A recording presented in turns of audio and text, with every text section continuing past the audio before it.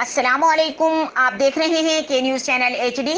खबर शामिल करते हैं लाहौर से हमारे नुमाइंदे की रिपोर्ट के मुताबिक पाक चीन दोस्ती जिंदाबाद पाकिस्तान का नारा रहा।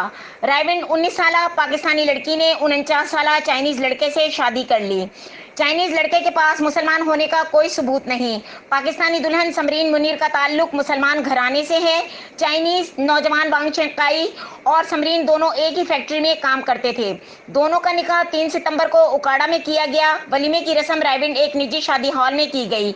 लड़की के वालिद के मुताबिक वांग चेंकाई ने रायविंड में 3 मरले का मकान लड़की के नाम कर दिया।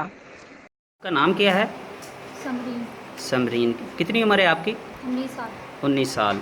तो आप ये जो चैनी के साथ शादी कर रही हैं अपनी मर्ज़ी से कर रही हैं? जी, मैं मर्जी के साथ। अच्छा, आपको किसी किस्म का कोई दबाव वगैरह तो दबाव नहीं? नहीं।